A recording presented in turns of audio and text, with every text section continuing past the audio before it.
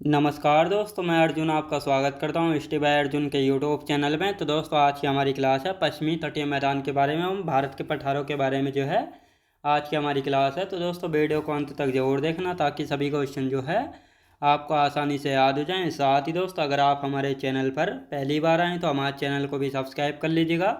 साथ ही bell icon को press कर लीजिएगा ताकि हमारे आने वाले वीडियो का नोटिफिकेशन जो है आप तक पहुँचता रहे। चलिए दोस्तों, वीडियो को स्टार्ट करते हैं।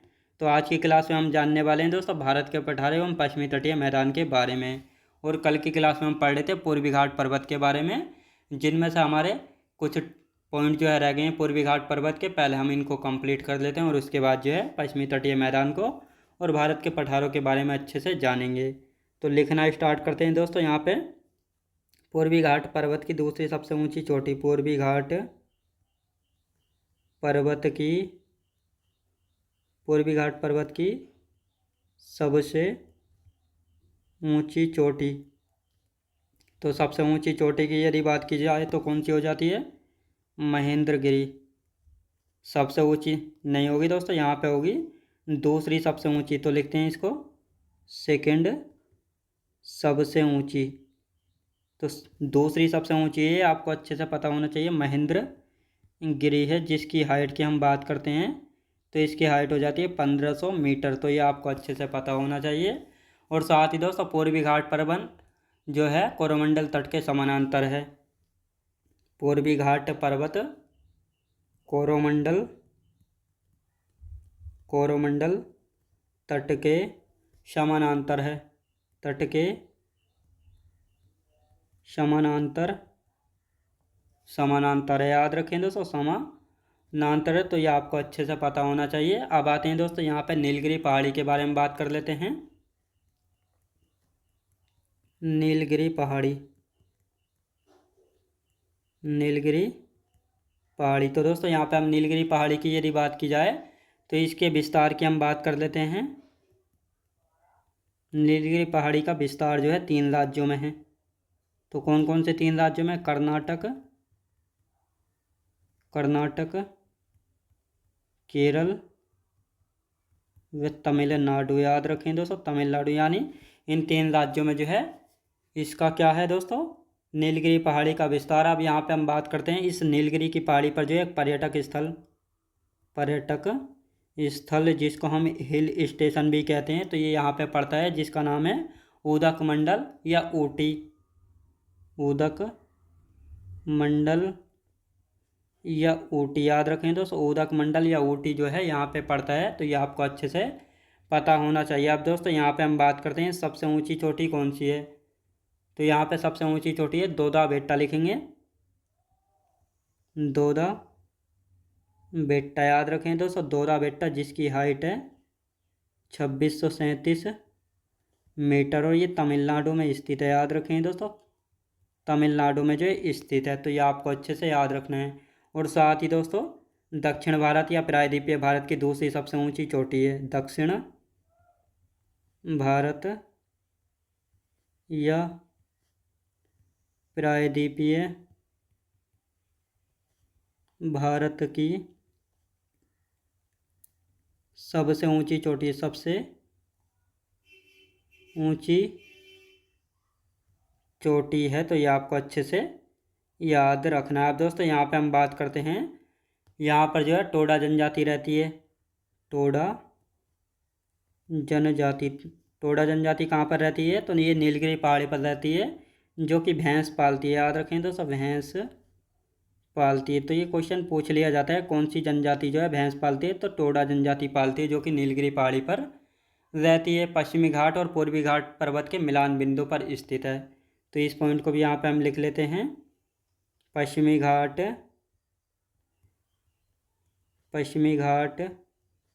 एवं पूर्वी घाट के मिलन बिंदु पर स्थित है। के मिलन बिंदु पर नीलगिरी पहाड़ी है। याद रखें दोस्तों, नीलगिरी पहाड़ी स्थित है। तो ये आपको अच्छे से याद रखना है। अब दोस्तों यहाँ पे हम देख लेते हैं कहाँ पे नीलगिरी पहाड़ी स्थित है। तो इसको मैं आपको एक मैप बनाकर दिखा देता हूँ और उसके बाद जो अच्छे से हम इनका रिवीजन जो है करेंगे। तो दोस्तों यहाँ पे हम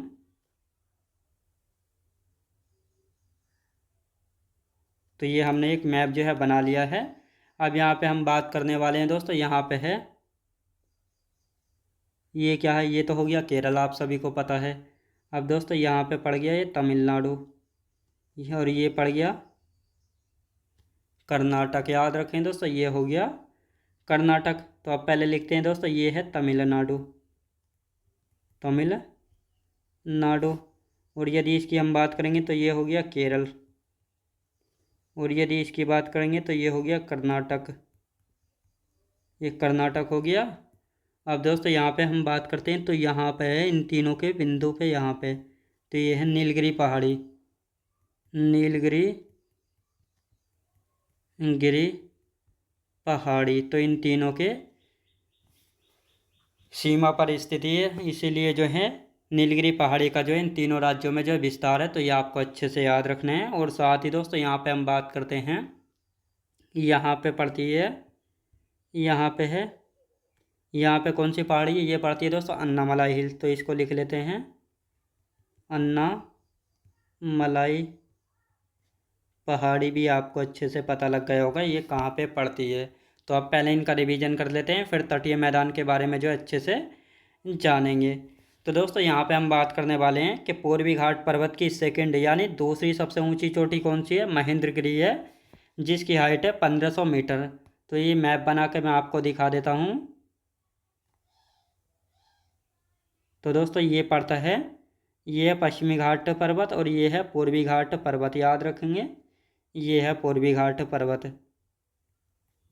पूर्वी घाट पर्वत, और ये है दोस्तों पश्चिमी घाट, याद रखेंगे, ये है पश्चिमी घाट पर्वत। तो ये आपको अच्छे से पता लग गया होगा कि ये जो है पूर्वी घाट पर्वत की दूसरी सबसे ऊंची चोटी है महेंद्रगिरी, जिसकी हाइट है 1500 मीटर। और जबकि पूछा जाए पूर्वी घाट पर्वत की सबसे ऊंची चोटी कौन सी है, तो जिंदागाड़ा है, जो कि आंध्र प्रदेश की अराकू घाटी में, इससे पिछली क्लास में हम जान चुके हैं। और साथ ही दोस्तों पूर्वी घाट पर्वत जो है कोरोमंडल तट के समानांतर है। अब आते हैं नीलगिरी पहाड़ी। नीलगिरी पहाड़ी का विस्तार जो है तीन राज्यों में, कर्नाटक, केरल और तमिलनाडु में, इन तीन राज्यों में जो है इसका विस्तार हो जाता है। और यहाँ पर जो है नीलगिरी की पहाड़ियों पर एक पर्यटक स्थल यानी हिल स्टेशन पड़ता है, जिसका नाम है उदक मंडल या ऊटी। तो ये क्वेश्चन पूछ लिया जाता है कि नीलगिरी पहाड़ी पर कौन सा हिल स्टेशन पड़ता है या पर्यटक स्थल पड़ता है, तो उसका नाम है उदक मंडल या ऊटी। अब आते हैं दोस्तों इसकी सबसे ऊंची चोटी, यानी जो नीलगिरी की पहाड़ी है यहाँ की सबसे ऊंची चोटी हो जाती है दोरा बेटा, जिसकी हाइट है 2637 मीटर। ये तमिलनाडु में स्थित है। कहाँ पे, तमिलनाडु में स्थित है। अब तमिलनाडु में कैसे स्थित है, क्योंकि नीलगिरी पहाड़ी का विस्तार जो है तीन राज्यों में है, कर्नाटक, केरल और तमिलनाडु में। जो नीलगिरी पहाड़ी का विस्तार जाता है तमिलनाडु में, तो यहीं पर पड़ती है दोदा बेट्टा। साथ ही दोदा बेट्टा जो है दक्षिण भारत या प्रायद्वीपीय भारत की सबसे ऊंची चोटी हो, सबसे ऊंची चोटी है कौन सी दोस्तों, यानी दक्षिण भारत या प्रायद्वीपीय भारत की दूसरी लिख लेते हैं दोस्तों यहाँ पे, दूसरी सबसे ऊंची चोटी है, याद रखें दोस्तों, दूसरी सबसे ऊंची चोटी जो है हो जाती है। और पहली कौन सी, पहली है दोस्तों अनाईमुदी, जिसकी हाइट है 2695 मीटर। तो इसके बारे में भी हम समझेंगे। साथ ही यहाँ पे टोडा जनजाति रहती है नीलगिरी पहाड़ी पर, जो कि भैंस पालती है। पश्चिमी घाट पर्वत एवं पूर्वी घाट पर्वत के मिलन बिंदु पर स्थित है नीलगिरी की पहाड़ी। अब दोस्तों ये हमारा मैप रहा है दक्षिण भारत का, इसको हम दक्षिण भारत या प्रायद्वीपीय भारत भी कहते हैं। तो ये रहा दोस्तों तमिलनाडु, ये है केरल, ये है कर्नाटक। अब दोस्तों इन तीनों के यहाँ पे पड़ती है, ये क्या है, नीलगिरी की पहाड़ी। कौन सी, नीलगिरी की पहाड़ी। अब दोस्तों इसका विस्तार जो है तीन राज्यों में मैंने अभी आपको बताया है। और ये है पूर्वी घाट पर्वत और ये है पश्चिमी घाट पर्वत, याद रखेंगे, इन दोनों के मिलन बिंदु पर स्थित है। साथ ही यहाँ पे केरल में पड़ती है अन्नामलाई पहाड़ी। तो ये आपको अच्छे से याद रखना है। अब आते हैं दोस्तों पश्चिमी तटीय मैदानों के बारे में। तो इनको देख लेते हैं, पश्चिमी तटीय मैदानों को हेडिंग डालेंगे दोस्तों यहाँ पे, पश्चिमी तटीय मैदान, पश्चिमी तटीय मैदान,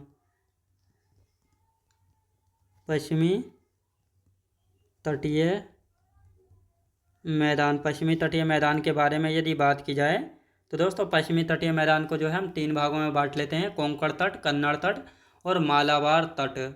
तो इनकी यदि बात करेंगे तो ये जो है कहाँ कहाँ पर जो है इनका विस्तार हो जाता है, तो इन सभी के बारे में जानने वाले हैं। सबसे पहले इनको हम 3 भागों में बांटेंगे। तो कौन कौन से 3 भाग हैं? सबसे पहले कोंकण तट, कोंकण तट हो गया। और साथ ही दोस्तों यहाँ पे हम बात करते हैं कन्नड़ तट, कन्नड़ तट हो जाता है। और साथ ही दोस्तों यहाँ पे बात करेंगे मालाबार तट, मालाबार तट जो है हो जाता है। अब दोस्तों यहाँ पे हम बात करते हैं जो ये कोंकण तट है, ये जो है गुजरात से लेकर गोवा तक है। लिखते हैं दोस्तों इसको, गुजरात से लेकर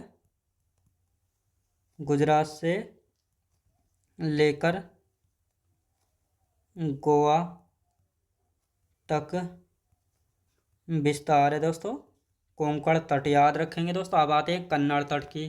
तो ये जो है गोवा से लेकर मंगलोर तक स्थित है। लिखेंगे दोस्तों गोवा से मंगलोर तक, गोवा से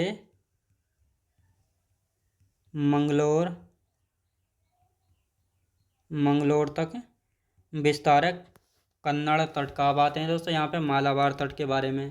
तो केरल के तट को जो है मालाबार तट कहते हैं। केरल के तट को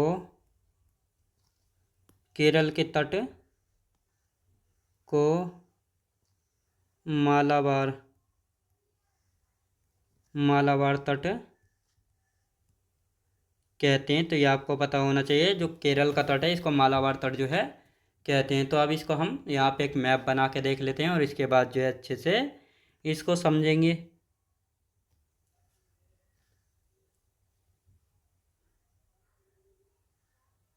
तो दोस्तों ये हमने यहाँ पे मैप बना लिया है। अब यहाँ पे हम बात करते हैं, ये तो हो जाता है गोवा, क्या है? गोवा नहीं, ये है गुजरात, ये गुजरात हो गया। गुजरात के नीचे आप सभी को पता है ये हो जाता है महाराष्ट्र, ये महाराष्ट्र हो जाता है। और महाराष्ट्र के नीचे यहाँ पे पड़ता है ये छोटा सा गोवा, और फिर यहाँ पर जो है इस प्रकार गोवा के बाद ये आ जाता है कर्नाटक हो जाता है। और ये हो जाता है दोस्तों केरल, ये हो गया केरल। अब दोस्तों यहाँ पे हम बात करते हैं यहाँ से लेकर जो है ये गोवा तक, ये कौन सा है? इसको कहते हैं हम कोंकण तट जो है कहते हैं। कहाँ तक है? गुजरात से गोवा तक। अब दोस्तों गुजरात से लेकर यहाँ तक कर्नाटक के मंगलोर तक जो है ये कौन सा है? इसको कहते हैं हम कन्नड़ तट कहते हैं। और ये वाला जो हिस्सा है, ये वाला गोवा का तटीय क्षेत्र जो है इसको कहते हैं हम मालाबार तट जो है कहते हैं। तो ये आपको अच्छे से समझ में आया होगा कि कौन सा तट जो है। अभी मैं इसको आपको मैप में भी जो है दिखा देता हूँ, मैप में भी अभी आपको मैं इसको दिखाऊंगा। तो दोस्तों आप सबसे पहले हम इसका रिवीजन कर लेते हैं ताकि आप सभी को अच्छे से जो है समझ में आ जाए। तो हाँ, यहाँ पे हम किसकी बात कर रहे हैं तो ये आप सभी को अच्छे से समझ में आएगा। यहाँ पे पश्चिमी तटीय मैदान की यदि बात करते हैं तो इसको जो है हम 3 भागों में बांट कर पढ़ते हैं। पहला है कोंकण तट, दूसरा है कन्नड़ और तीसरा है मालाबार तट।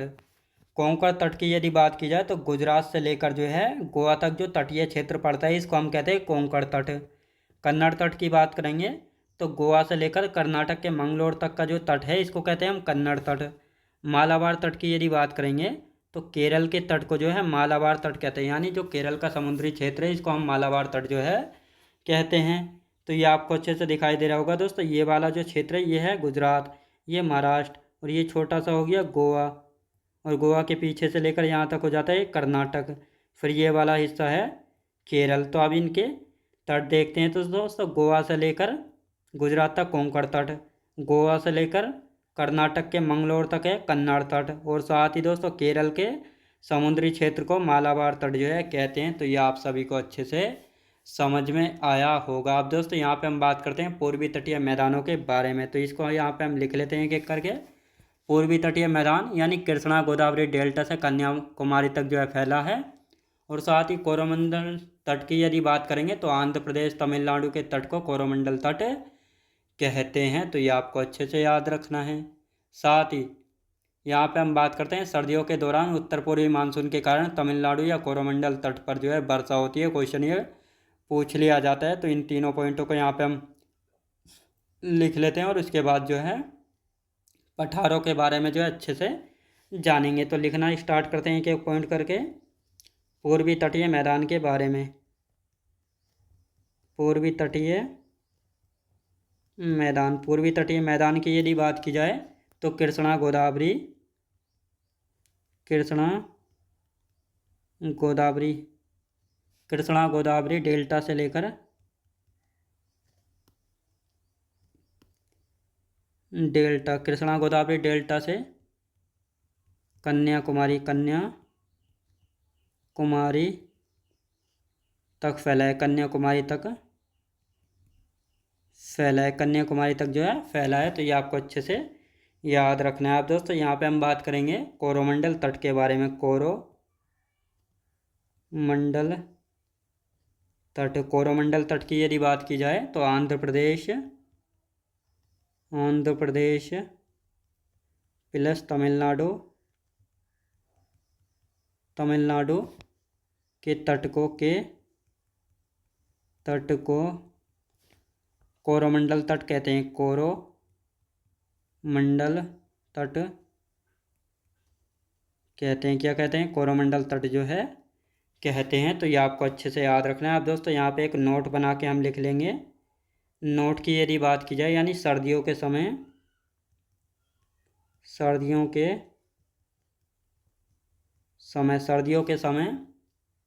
उत्तर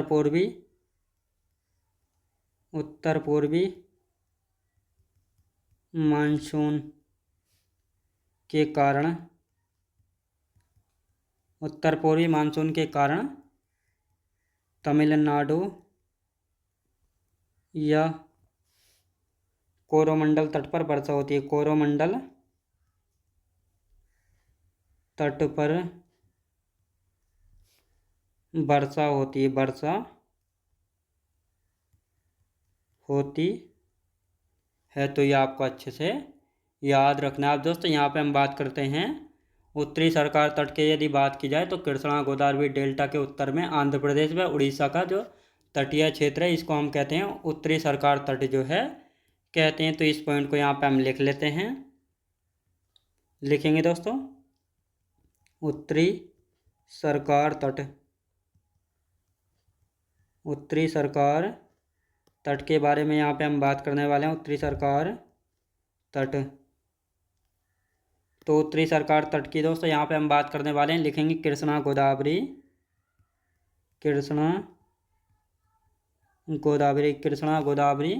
डेल्टा के उत्तर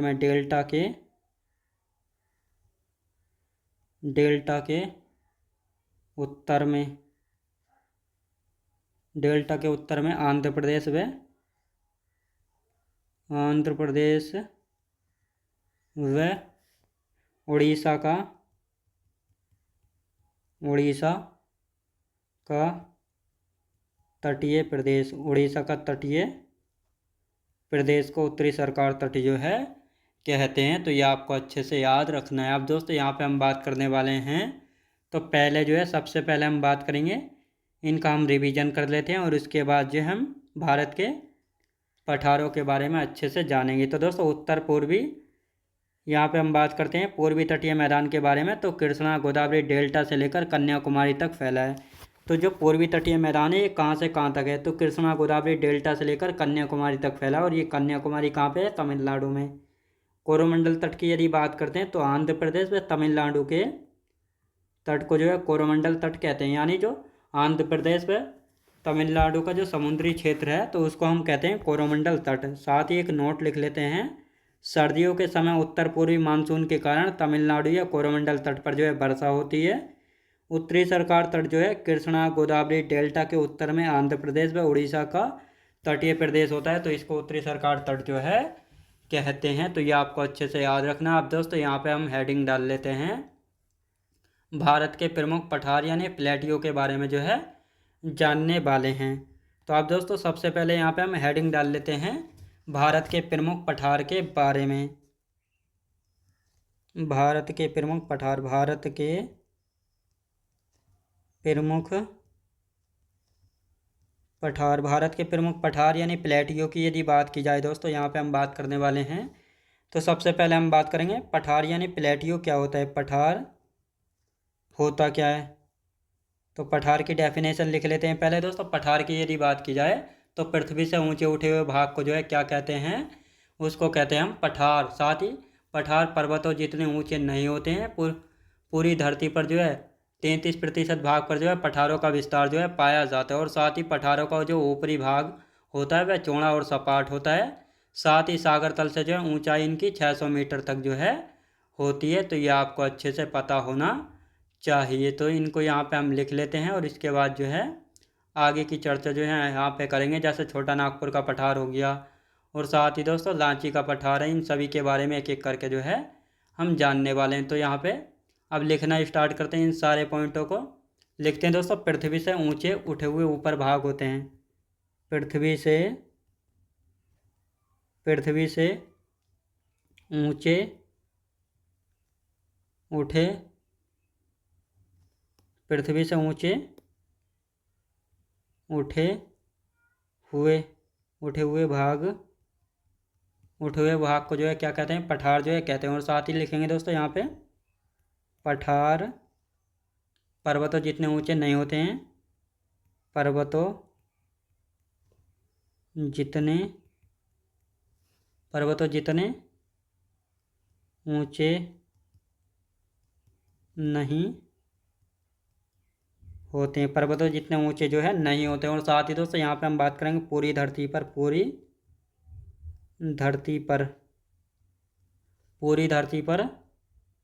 33% भाग पर, पूरी धरती पर 33% भाग पर पठारों का विस्तार पाया जाता है। पठारों का विस्तार है, याद रखें दोस्तों, पठारों का जो है विस्तार है। और साथ ही दोस्तों यहाँ पे हम बात करते हैं पठारों का ऊपरी भाग चौड़ा और सपाट होता है। पठारों का ऊपरी भाग चौड़ा और सपाट होता है, चौड़ा और सपाट होता है। और साथ ही दोस्तों यहाँ पे हम बात करते हैं सागर तल से ऊंचाई होती है इनकी, कितनी होती है, 600 मीटर। सागर तल से ऊंचाई इनकी कितनी होती है, ऊंचाई की हम बात करेंगे 600 मीटर होती है। कितनी होती है, तो 600 मीटर जो है होती है। आप दोस्तों यहाँ पे हम बात कर लेते हैं छोटा नागपुर पठार के बारे में। तो यहाँ पे हेडिंग डालेंगे छोटा नागपुर पठार, छोटा नागपुर पठार के बारे में यहाँ पे हम बात कर लेते हैं। छोटा नागपुर पठार आप सभी को पता होगा छोटा नागपुर पठार कहाँ पे स्थित है। तो मुख्यतः ये झारखंड में स्थित है, मुख्यतः झारखंड में स्थित है। कहाँ पे दोस्तों, मुख्यतः झारखंड में स्थित है। तो ये आपको अच्छे से पता होना चाहिए। अब दोस्तों यहाँ पे हम बात करने वाले हैं सबसे ऊंची चोटी कौन सी है। सबसे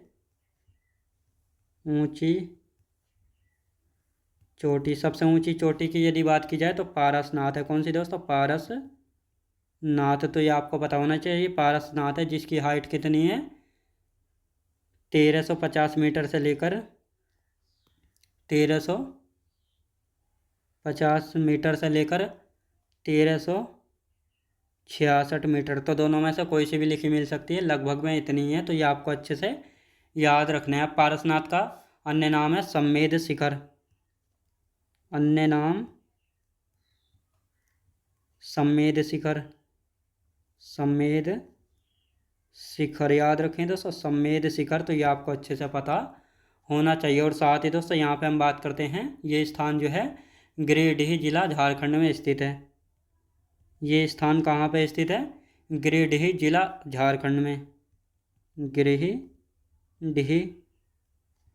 जिला झारखंड में, जिला झारखंड में याद रखें दोस्तों, झारखंड में स्थित है। तो ये आपको अच्छे से याद रखना है। आप दोस्तों यहाँ पे हम बात करेंगे पारसनाथ चोटी जैन समुदाय का एक प्रमुख तीर्थ स्थल है और साथ ही जैनियों के 23वें तीर्थंकर पारसनाथ से संबंधित है, तो ये आपको अच्छे से याद रखना है। तो अब यहाँ पे हम इसको लिखते हैं।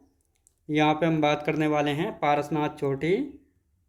पारसनाथ चोटी, पारसनाथ चोटी की यहाँ पे हम बात करने वाले हैं। तो ये जैन समुदाय के समुदाय जैन समुदाय का एक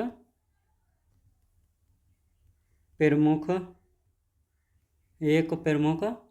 तीर्थ स्थल है। अभी इसका अच्छे से रिवीजन करेंगे। तीर्थ स्थल है, तो ये आपको अच्छे से पता होना चाहिए। और साथ ही दोस्तों यहाँ पे हम बात करते हैं यानी जैनियों के 23वें तीर्थंकर आप सभी को पता है कौन है। 23वें तीर्थंकर हैं पार्श्वनाथ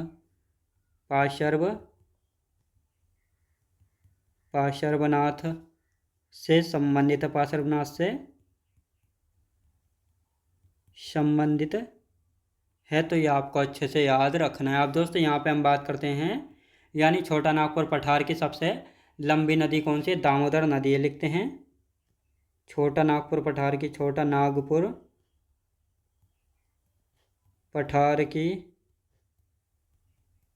सबसे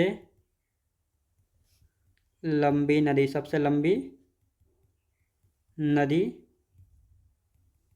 कौन सी? तो सबसे लंबी नदी की यदि बात की जाए तो कौन सी दोस्तों?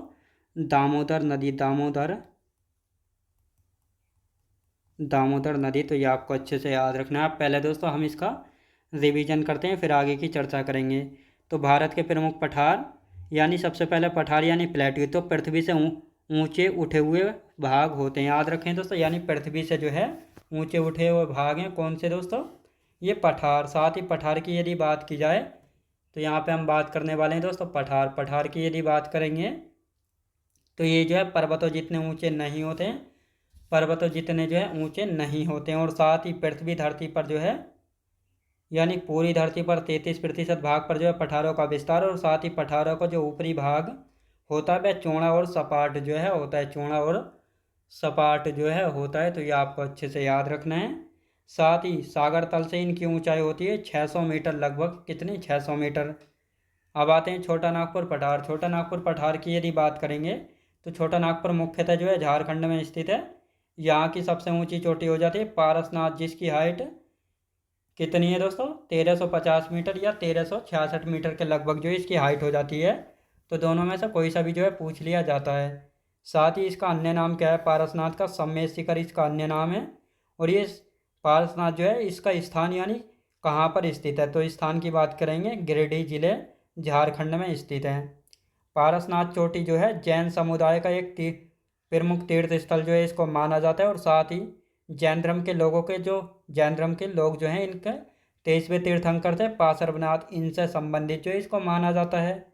साथ ही छोटा नागपुर पठार की सबसे लंबी नदी कौन सी है? दामोदर नदी है, जो कि छोटा नागपुर पठार को जो है 2 भागों में बांट देती है, क्योंकि ये छोटा नागपुर पठार के बीचों बीच से जो है बहती है। तो इन सभी के बारे में जो है अच्छे से हम कल की क्लास में आगे का इसका जो बचा हुआ है इसको हम जानेंगे। तो दोस्तों मैं उम्मीद करता हूँ आपको वीडियो क्वालिटी, कंटेंट वगैरह सभी कुछ आपको पसंद आया होगा। पसंद आया तो लाइक शेयर और सब्सक्राइब करना बिल्कुल भी ना भूलें। साथ ही दोस्तों अगर आप हमारे चैनल पर पहली बार आएँ तो हमारे चैनल को भी सब्सक्राइब कर लीजिएगा, साथ ही बेल आइकन को प्रेस कर लीजिएगा, ताकि हमारे आने वाली वीडियो का नोटिफिकेशन जो है आप तक पहुँचता रहे। चलिए दोस्तों मिलते हैं नेक्स्ट वीडियोज़ में।